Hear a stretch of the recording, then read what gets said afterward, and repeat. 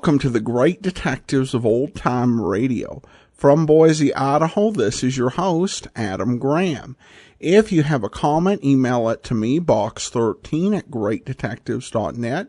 Follow us on Twitter at Radio Detectives and become one of our friends on Facebook, facebook.com/Radio Detectives.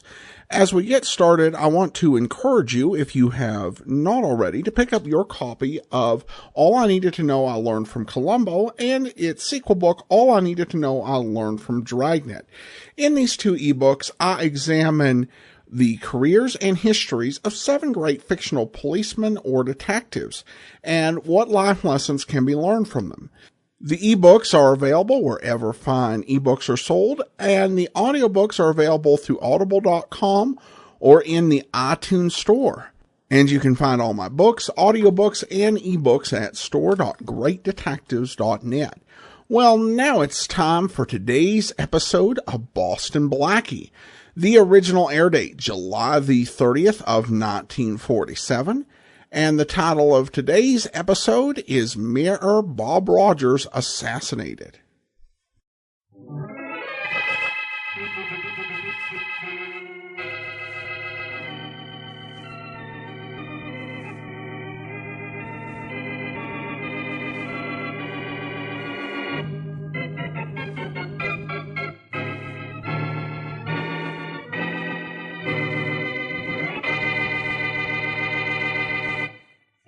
Carter. Yeah? I feel a hunk of poetry coming on. Well, let it go right by, will you, Joe? No, I can't. I got poetry in my soul, I guess. Oh. Get this, Carter. Here I lie on a rooftop high, waiting till I see a guy. Come out of City Hall across the street, and then I'll plug him nice and neat. It smells. How do you want it, with music? Yeah, loud music. Loud enough to drown it out. I sure wish His Honor and company would trace out of City Hall, though. Getting sore elbows lying up here on this roof. Oh, they'll be out pretty soon. All of them will. That meeting in the mayor's office was supposed to be over at noon. It's 1:15 already. Got your rifle set? And ready. You? My fingers itchier than poison ivy. Oh, Carter, I feel a hunk of poetry coming on. I think this is the last job we'll do together. Now shut up, will you? The rooftop is no place for poetry. It's a nice place for a sunbath, though, huh? What? I like to lie in the blazing sun until on one side I am done. What? And then I flip on my other side and tan the rest of my little hide. Oh, huh? brother, somebody should have tanned your hide a long time ago. Your stuff gets worse every time. Well, how do you want it? With a choir? Yeah, a choir of angels hoisting you into heaven. Oh, Carter. Now check the sight of that rifle. All right. You've never used one of these telescopic jobs before. Listen, I'll be able to ping this guy with my eyes closed. Hey, Carter. Yes? There's the mayor. Yeah. Got guys with him, too. Easy. Wait till our man's in the clear. Hey, they're bunched up like a clump of grapes. Wait. What for? A cinch from here. Wait, I said. Hey, they're splitting up at the bottom of the steps. Only one guy near him. Wait. Now.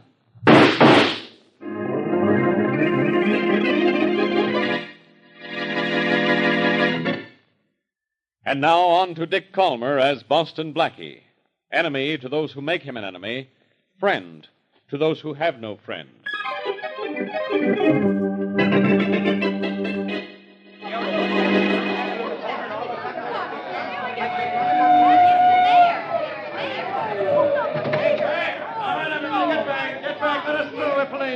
Oh, hello, Inspector Farraday.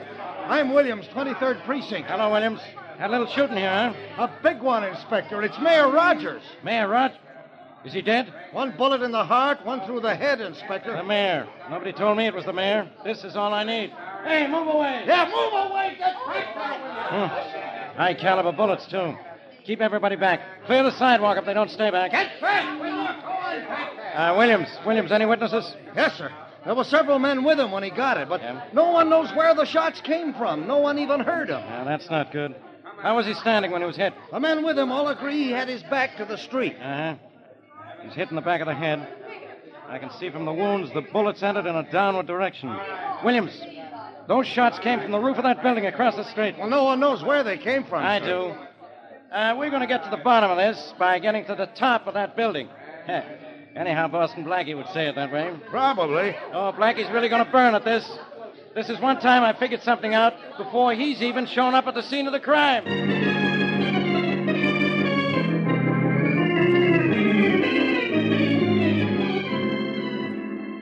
Mary, I told you if we came up to the roof of this building, we'd find where those shots were fired from.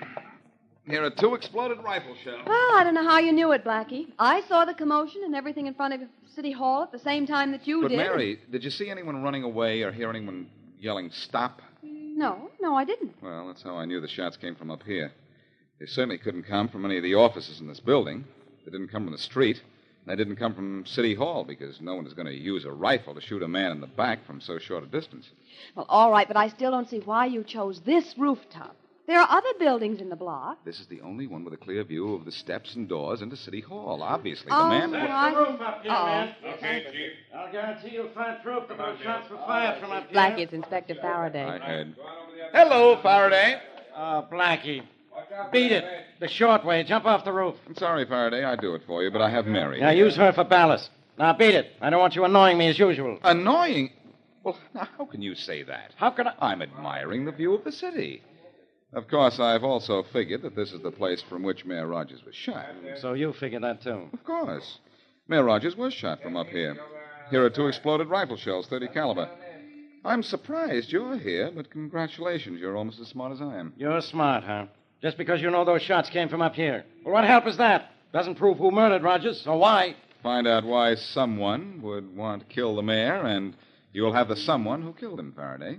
And if you need any help, call on someone like me.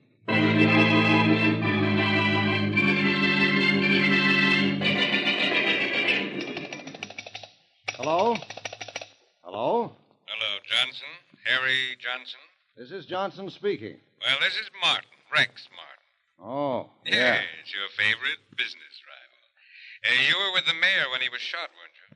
Yes. Well, I just thought I'd, call up and tell you things are going to be different from now. A lot different. Are they? You ought to know they are. Times have changed. I don't think so. You're hard to convince, aren't you, Johnson? Maybe. I've got a little logic some friends of mine are arranging that you're going to find very easy to understand and very hard to argue against.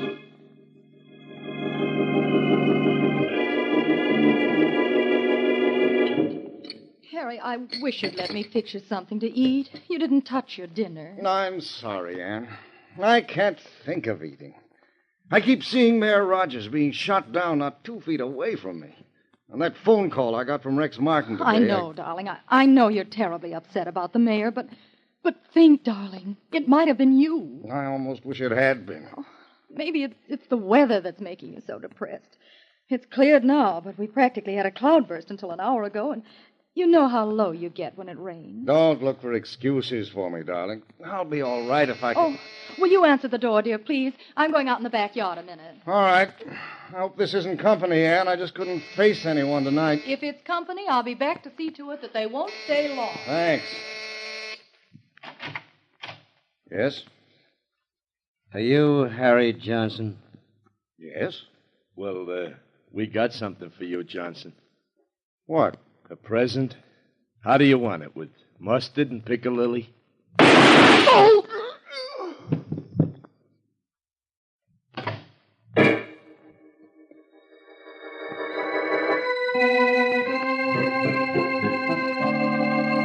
Mrs. Johnson, where were you when your husband went to this door? Well, I'd just gone out in the backyard, Inspector Farraday. Out in the yard?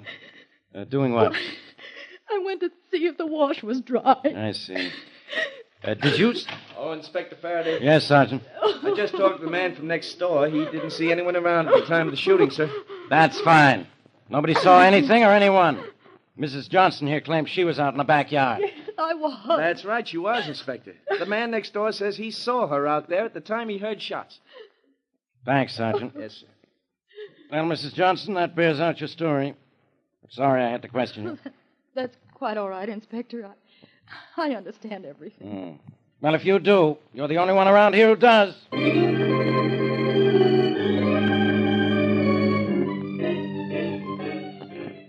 There's the city recorder's office at the end of the hall, Mary. Blackie, I hope you find what you're looking for. I think I will. Mayor Rogers was obviously shot by accident by the same person who later shot Johnson. That's why the bullet hit the mayor in the back of the head. He probably walked over to Johnson just as the gunman fired. But why was anyone gunning for Johnson? Because he was going to get a contract someone else wanted. If you know what you're talking about, and you usually do. I'm sure I know what I'm talking about this time, Mary. Well, here we are. Okay. Oh.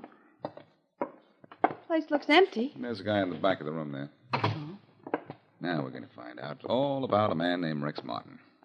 I know he was Johnson's business rival. Blackie, if Rex Martin was in line for a big contract that you think Mr. Johnson was going to get, you're not going to be very happy. Johnson was going to get the contract, all right, and Martin may have wanted to stop him. Oh, you, may I see you for a minute? Sure. What can I do for you? I want to find out something about a contract. Sorry, mister, I'm not... This is important. I think it has some bearing on the Johnson murder case. I can't help you, mister. Look, all I want to do is to see the last city contract. That's private city business, mister, and none of yours. Look, son, there's no such thing as private city business. Rex Martin wanted that big contract, but Johnson was getting it, wasn't he? I'm not going to talk, mister. Maybe you don't understand. I'm Boston Blackie. Blackie? Well, why didn't you say so? Now, what is it you want to know?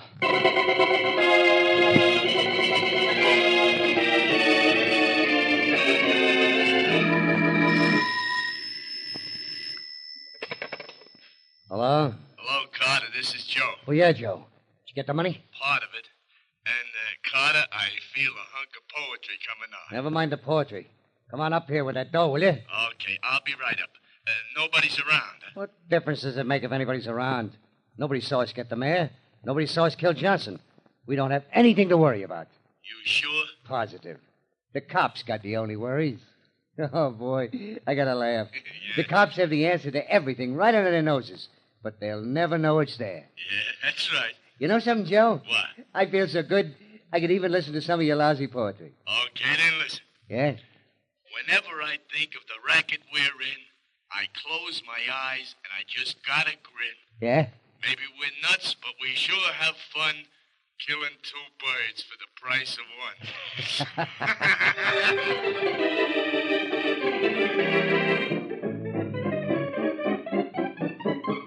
Blackie, can't you find a better place to loaf than in my office? Now beat it. Can't you understand the mayor's been murdered? What's the matter with you, Faraday? Why don't you listen to me and pick up Rex Martin?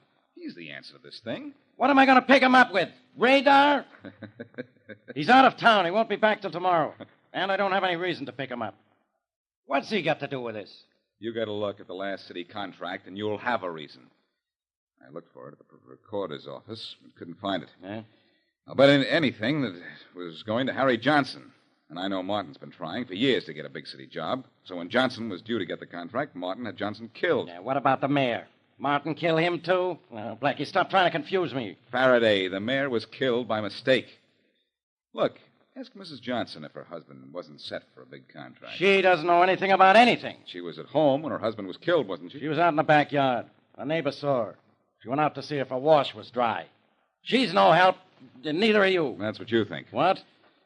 I'm going to see Rex Martin when he gets back to town tomorrow. And then this case will be closed as tight as your mind.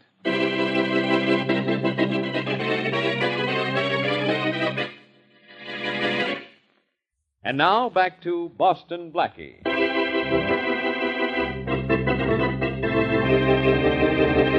From a rooftop, a gunman named Carter and his partner Joe shoot and kill Mayor Bob Rogers as he walks out of City Hall with friends. Later, the same two men murder Harry Johnson, who was with the mayor at the time of the assassination.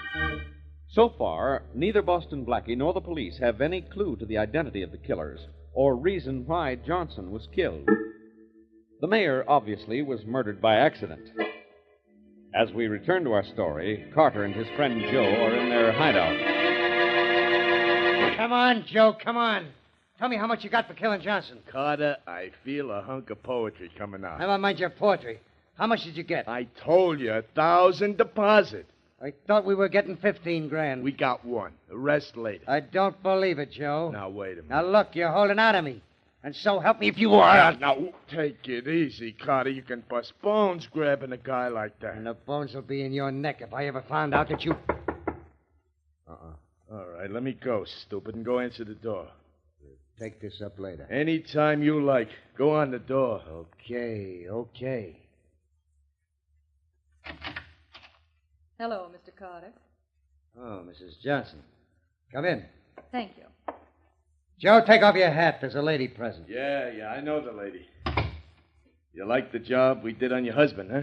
It was quite satisfactory. How about the police, Mrs. Johnson? Have you had much trouble with them? None at all, Mr. Carter. They asked me a few questions, but outside of that, nothing. They can't possibly suspect. Well, I sure hope not, lady. If you get caught, we don't get the rest of our dough. You'll get the rest of your money as soon as my husband's insurance policy pays off. Oh, that's why we only got 1,000 so far. When does the company pay, Mrs. Johnson? Well, it shouldn't take more than a few days. By the way, I heard arguing just before I came in. What's the matter? Oh, Carter here thinks I held out some of the advance you gave me. He claims it was only 1,000. I say it was 1,000? more. It was 2.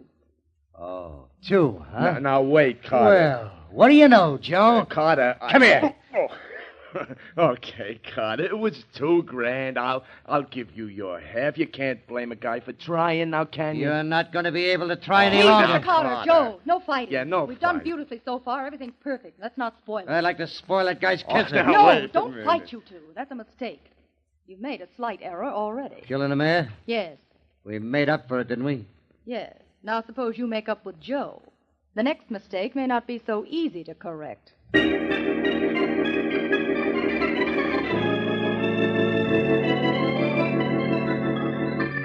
How much longer do I have to wait to see Mr. Martin, Miss Beautiful?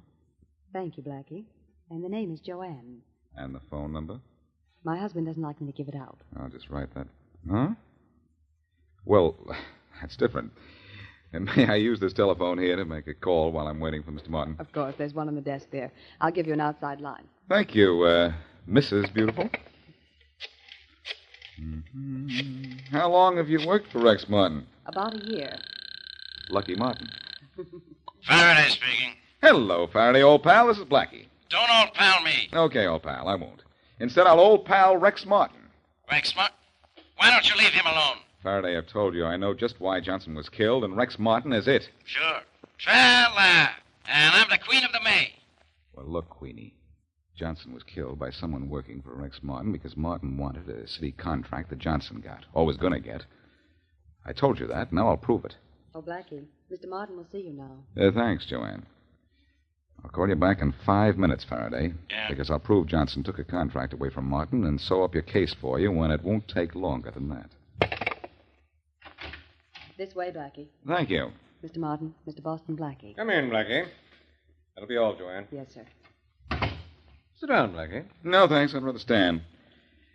Martin, are you in the habit of killing all your business rivals? What? What did you say?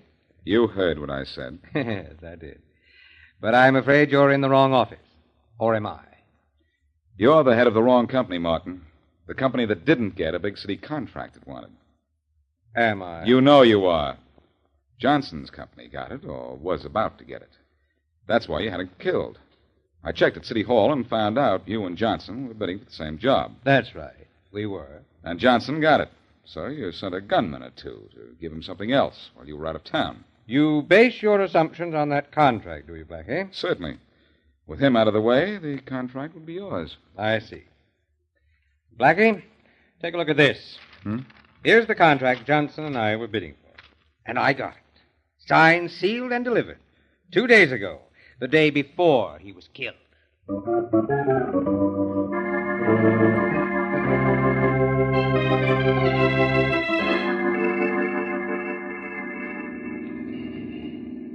The shop I want is in the next block, Blackie. Yes, Mary, I know. You're really upset about this case, aren't you? The case is upset, too. Something funny about this somewhere. And I don't know what it is. Martin's not the man I want. Maybe your reasoning's been all wrong. Maybe. I know it's been all wrong. Here's your shop. Thanks.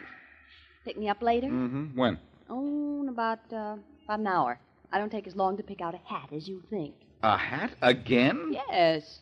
What's wrong with the bonnet you bought the day Johnson was shot? I didn't buy one that day. It was raining cats and dogs. Remember? Oh, yes, of course. Well, I'll be...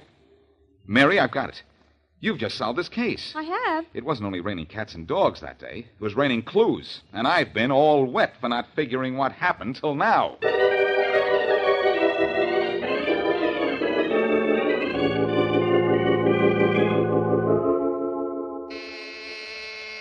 Coming. Yes? Are you Mrs. Harry Johnson? Yes, I am. I'm Walter Keith from the National Insurance Company. Oh, yes. Come in. Thank you. Well, I've been expecting you. I imagine you have. I hope I haven't called too soon after your husband's unfortunate death. Oh, no, it's quite all right. I know these things have to be taken care of right away. Yes, they do.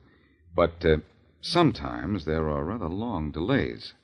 Long delays? What for? Red tape, Mrs. Johnson. I'm afraid it'll be 6 months before you receive the benefits of your husband's policy. 6 months? I won't stand for that. I'm sorry, Mrs. Johnson, but the company wants to investigate a little bit. There's nothing I can do about it. Well, I'll do something about it. 6 months, Mrs. Johnson. And there may be a further delay beyond that. I'm sorry, Mrs. Johnson, but that's the case. Oh, no, it's not. I've been told to advise you that it is. Goodbye. 6 months. 6 months. Oh, I'd better call... Oh, what's the matter with this phone? That's funny. It's dead. Operator. Operator. Operator. Operator.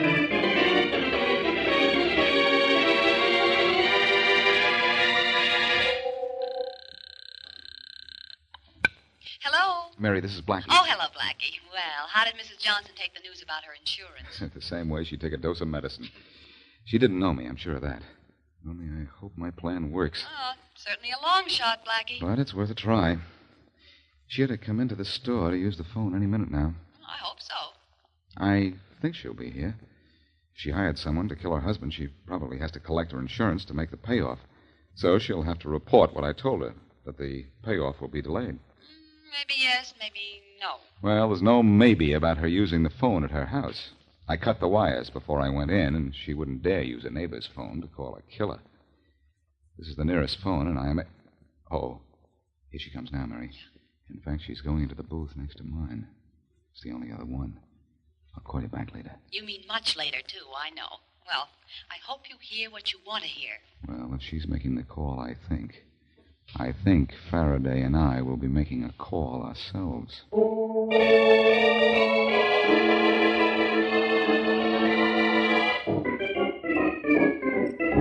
Carter, I feel a hunk of poetry coming on. Oh, save it, will you, Joe? Keep packing. I'm We packing. gotta get out of here fast. Carter, I don't think the dame's double-crossing us.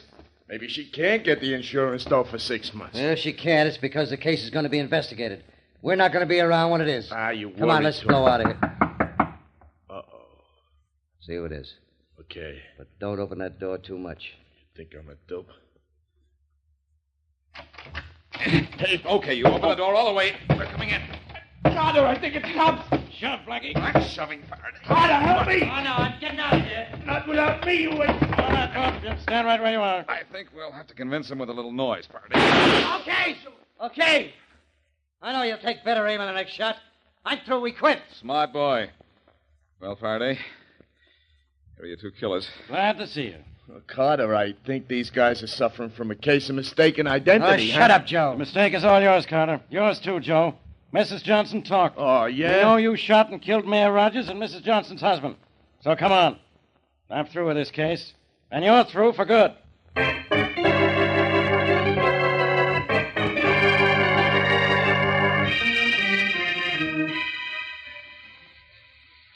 Rain, rain, go away.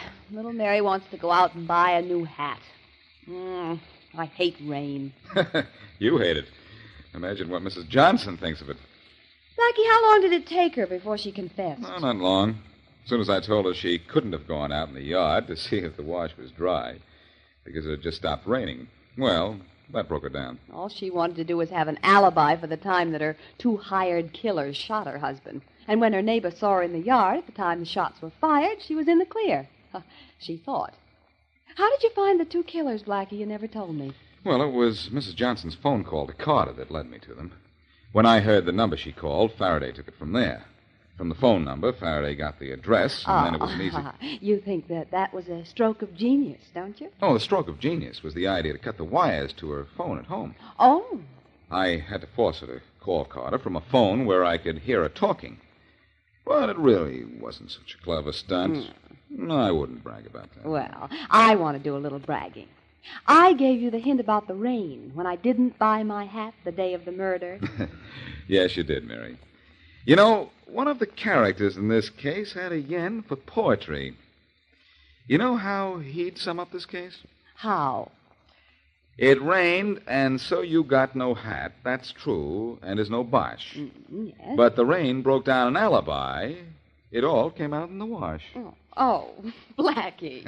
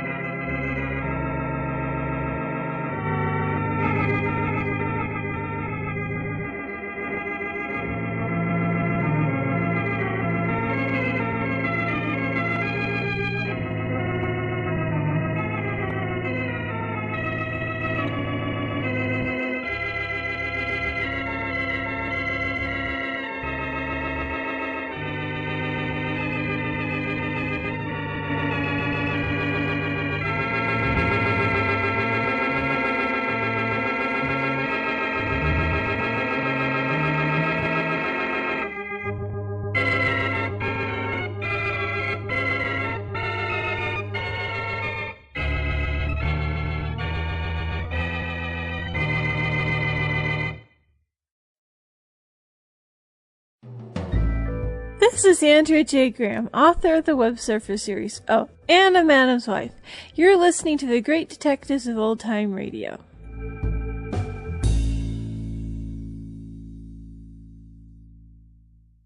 Welcome back. One thing you have to appreciate with Boston Blackie is how they managed to come up with so many things for criminals to do badly. Then again, I suppose if a criminal were a talented poet, maybe they could stay out of crime, though knowing what poetry pays, maybe not. I also have to say that I did like the part where Faraday was bragging about how he had outsmarted Blackie, and then we cut immediately to Blackie already on the roof. That was a nice touch. Now we turn to listener comments and feedback. And Bill writes, "Hi, Adam. I may be wrong, but one of the voices of the street group repairing the damage caused by the robber sure sounded like Maurice Tarplin Faraday with an Irish accent. I think I may have heard that in that episode, and that seems very plausible.